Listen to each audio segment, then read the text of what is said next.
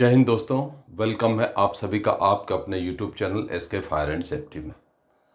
दोस्तों, आज जो वैकेंसी निकलकर सामने आई है वो है एनपीसीएल यानी कि nuclear power corporation of India limited. तो ये मेरे डिपार्टमेंट की वैकेंसी है। तो ये वैकेंसी जैसे ही निकलकर सामने आई, मैं बहुत खुश हुआ कि चलो ठीक है, मेरे जो सब्सक्राइबर्स हैं, जो मेरे चैनल को देखने वाले हैं, उनके लिए एक अच्छी वैकेंसी निकलकर सामने आई है, जो कि एक साइंटिस्ट की वैकेंसी है। और वैकेंसी जो है वो इंडस्ट्रियल फायर एंड सेफ्टी की वैकेंसी है, लेकिन इसका जो डेजिग्नेशन है वो है साइंटिफिक ऑफिसर सी, यानी कि एक वैज्ञानिक की पोस्ट है, जो कि सेंट्रल गवर्नमेंट के पे एंड पार्ट्स का लेवल 10 का रहने वाला है। लेवल 10 आप लोग जैसा जानते होंगे, जो एक क्लास गेस्टेड अधिकारी होते हैं, उनकी जो बेसिक होती है, जो उनका लेवल होता है वो लेवल 10 होता है, यानी कि पे कमीशन कि जो 7th पे कमीशन था उसके अनुसार 5400 ग्रेड पे। ठीक है, तो हम लोग जरा सा बात करेंगे अभी। तो ये वैकेंसी जो है ये है ईटी यानी कि एग्जीक्यूटिव ट्रेनी इसलिए कि आप लोगों की 1 साल का प्रोबेशन पीरियड रहेगा और 1 साल की ट्रेनिंग होगी। तो इसलिए इनका जो रैंक है वो है एग्जीक्यूटिव ट्रेनी 2026 की वैकेंसी है। INDFS यानी कि इंडस्ट्रियल एंड फायर सेफ्टी। ठीक है, औद्योगिक एंड अग्नि सुरक्षा। तो देखिए, इसकी जो वैकेंसी है टोटल वो है 10 वैकेंसी, 10 पोस्ट है। जनरल की 4, EWS की 1, SC ST की 2 और OBC की 3। क्लियर। इसमें ध्यान रखिएगा, SC की 2 पोस्ट है, ST की कोई पोस्ट नहीं है, ST की पोस्ट खाली है। ठीक है, अब अपन बात करेंगे इसका आवेदन कब से शुरू हो रहा है। तो देखिए, आवेदन जो है आज यानी कि 11 फरवरी 26 से सुबह 10 बजे ऑनलाइन चालू हो जाएगा। और इसका मैंने जो है लिंक डाल दिया है अपने डिस्क्रिप्शन में, तो आप लिंक जाके देख लीजिएगा। और नहीं तो npcil.co.in या NPCIL करियर में जाके आप लॉगिन कर लीजिएगा, आपको पूरी चीज़ें डिटेल में मिल जाएंगी। तो हम लोग आगे बात करते हैं।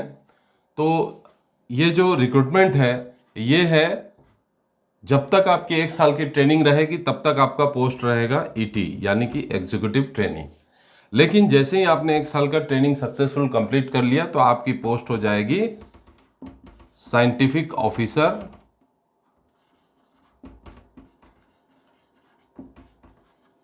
C। ठीक है, लेवल 10 की पोस्ट है, यानी कि अकॉर्डिंग टू 7th पे कमीशन 5400, जैसा कि मैंने आपको बताया।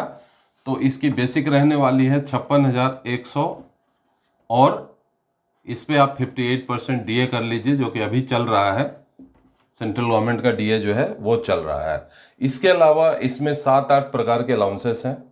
ठीक है, तो पे एंड पर्स के बारे में आपको सोचने की ज़रूरत नहीं है। सेंट्रल गवर्नमेंट की एक एंटरप्राइजेस है ये, तो सैलरी बहुत ही हैंडसम रहने वाली है और कैरियर प्रोस्पेक्टस भी बहुत अच्छा रहने वाला है।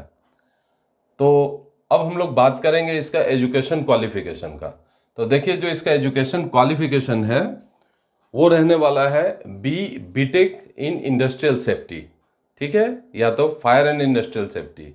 तो कुल मिला के जो है आपकी इसकी जो क्वालिफिकेशन है वो आपका, अगर आपने BSc कर रखा है इंजीनियरिंग में, ठीक है, फायर एंड इंडस्ट्रियल सेफ्टी की इंजीनियरिंग में अगर BSc कर रखा है तो भी चलेगा। और अगर 5 इयर्स का MTech डिग्री भी आपने कर रखा है इंटीग्रेटेड, जो इंटीग्रेटेड यानी कि B और BTech एंड MTech दोनों एक साथ अगर इंटीग्रेटेड में आपने कर रखा है 5 इयर्स का, तो भी मान्य है। लेकिन यहाँ पर एक ध्यान देने वाली चीज़ है कि अगर आपने BE फायर कर रखा है और प्लस 1 ईयर का इंडस्ट्रियल सेफ्टी का डिप्लोमा कर रखा है तो आप एलिजिबल नहीं हैं। आपका सर्टिफिकेट में जो भी टॉपिक यानी कि आपका सब्जेक्ट है उसमें सेफ्टी का जुड़ा होना बहुत ज़रूरी है। या तो वो फायर एंड सेफ्टी हो, या तो एनवायरनमेंट एंड हेल्थ सेफ्टी हो, या तो इंडस्ट्रियल सेफ्टी हो, इंडस्ट्रियल सेफ्टी एंड फायर हो, या फायर एंड इंडस्ट्रियल सेफ्टी हो। सेफ्टी वर्ड का लगना बहुत ज़रूरी है। ठीक है, तो एलिजिबिलिटी यहाँ पे हम लिख देते हैं। एलिजिबिलिटी क्राइटेरिया जो है वो है BTech या BSc इंजीनियरिंग या तो 5 years इंटीग्रेटेड एमटेक या एमई यानी कि master degree, master in engineering, ठीक है, विथ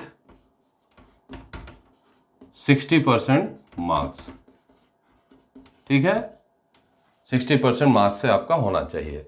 और ये यूजीसी या एआईसीटीई यानी कि अंडर ग्रांट कमीशन या all India council of technical education से मान्यता प्राप्त होना चाहिए। क्लियर। नेक्स्ट हम लोग बात करेंगे इसके एज क्राइटेरिया की। तो इसका जो एज रहने वाला है वो रहने वाला है जनरल कैंडिडेट्स के लिए 26 ईयर्स, ठीक है, जनरल कैंडिडेट्स के लिए 26 ईयर्स, ओबीसी के लिए 29 ईयर्स एंड एससी कैंडिडेट के लिए 31 ईयर्स। क्लियर। एसटी की पोस्ट है नहीं इसलिए एसटी का हमने दिया नहीं। और एक्स सर्विसमैन के लिए 5 साल का छूट रहने वाला है, ठीक है। एक्स सर्विसमैन के जो शॉर्ट सर्विस कमीशन ऑफिसर्स हैं उनके लिए 5 इयर्स का छूट रहने वाला है। और चूंकि ये फायर एंड सेफ्टी का है तो इसलिए में इसमें फिजिकली हैंडीकैप्ड या किसी प्रकार के जो शरीर से अक्षम है उन लोगों के लिए ये पोस्ट नहीं है, ठीक है। तो एक सर्विसमैन के लिए 5 इयर्स यानी कि अगर जनरल कैंडिडेट है तो 31 इयर्स तक अप्लाई कर सकता है। यहाँ पे एक सर्विसमैन का कंडीशन ये भी है कि जितनी साल उसने डिफेंस सर्विस को सेवा दिया उतने साल की प्लस 5 इयर्स की रिलैक्सेशन, वो मैक्सिमम 56 इयर्स होना चाहिए, उससे कम नहीं होना चाहिए, ठीक है। मैक्सिमम 56 इयर्स, उससे ज़्यादा नहीं होना चाहिए, ठीक है। अभी जो एनपीसीएल में ऑलरेडी जो काम कर रहे हैं, जैसे मैं भी एनपीसीएल का तो नहीं, लेकिन एनपीसीएल एक परमाणु ऊर्जा विभाग की एंटरप्राइजेस है गवर्नमेंट ऑफ इंडिया की, सेंट्रल गवर्नमेंट की। तो मैं जो है डिपार्टमेंट ऑफ एटॉमिक एनर्जी के सेंट्रल गवर्नमेंट डिपार्टमेंट में हूँ, लेकिन एनपीसीएल जो है हमारा ही डिपार्टमेंट ऑफ एटॉमिक एनर्जी का एंटरप्राइजेस है, ठीक है, पब्लिक सेक्टर एंटरप्राइजेस। तो अब जो हम लोग बात करेंगे वो है एनपीसीएल के जो एम्प्लॉयज़ हैं उनके लिए नो एज बार, कोई एज बार नहीं है, ठीक है। उनके वो अगर 58 ईयर्स के हैं तो भी अप्लाई कर सकते हैं, बस उनके पास बीटेक की डिग्री रहना चाहिए। क्लियर। चलिए अभी हम लोग बात करेंगे कि अगर आपका सिलेक्शन हो जाता है तो आपके 1 साल के ट्रेनिंग के दौरान आपको स्टाइपेंड कितना मिलने वाला है। तो देखिए आपका सिलेक्शन होने के बाद जो स्टाइपेंड है वो आपको मिलेगा 74,000 पर मंथ। क्लियर। और वन टाइम आपको बुक का अलाउंसेस मिलेगा 30,000।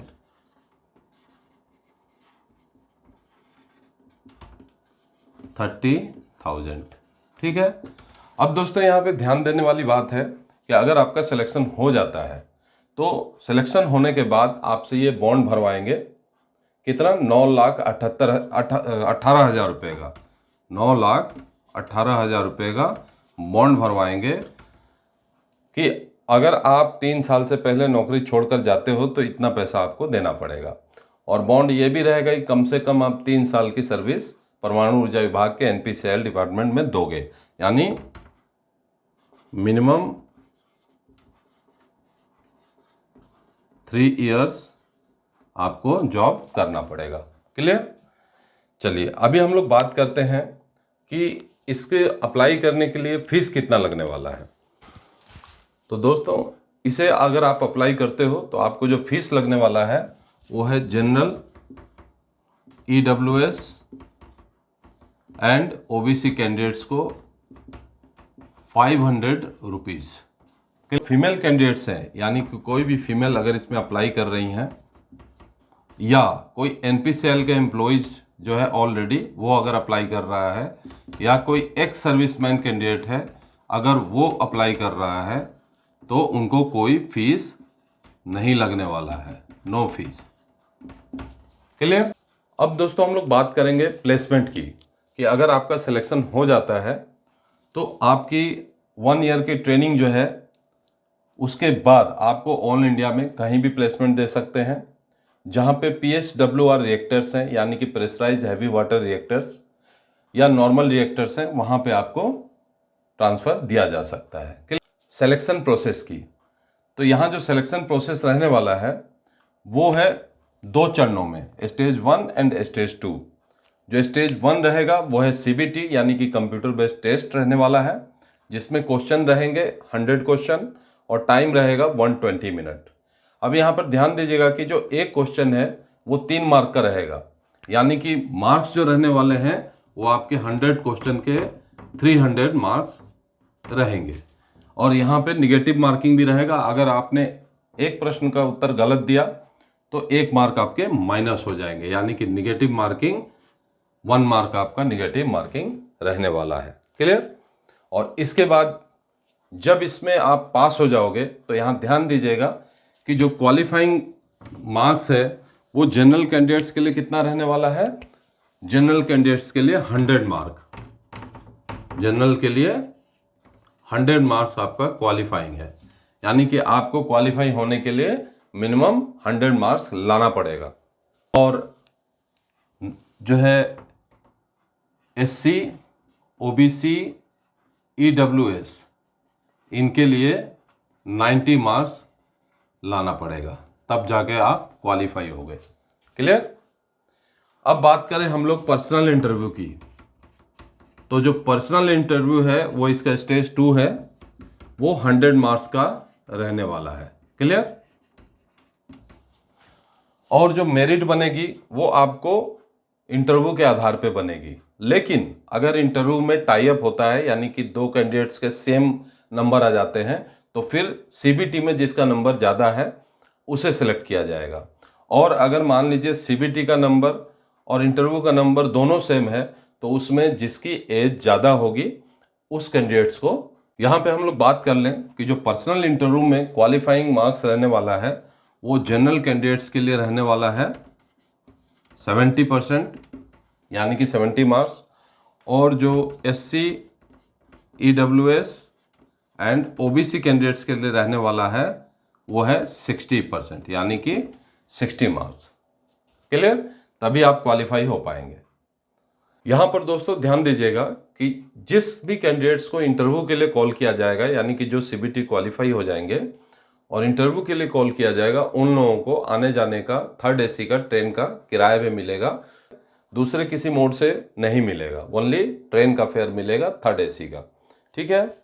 तो इस चीज़ को आप ध्यान दीजिए। तो अभी मैं आपको बता दूं कि इसका आवेदन कैसे करना है। तो इसको www.npcilcareer.co.in इस वेबसाइट पे आप जाके और 1 टाइम रजिस्ट्रेशन करेंगे। रजिस्ट्रेशन होने के बाद आवेदन को फिल करेंगे और उसके बाद इसे आप अप्लाई कर देंगे। क्लियर? और इसका जो भी डिटेल है वो मैं डिस्क्रिप्शन बॉक्स में डाल दिया हूँ, आप उस पर जाके क्लिक करेंगे तो वहाँ से भी आप लॉगिन होके डायरेक्ट वेबसाइट पे जा सकते हैं। तो उम्मीद है कि आप लोगों को ये वीडियो देखकर बेसिक जानकारी तो हो गई होगी। अब आप इसके साइट पे जाइए और जो कि आज यानी कि सुबह 10 बजे से शुरू होने वाला है, तुरंत इसको आवेदन कीजिए।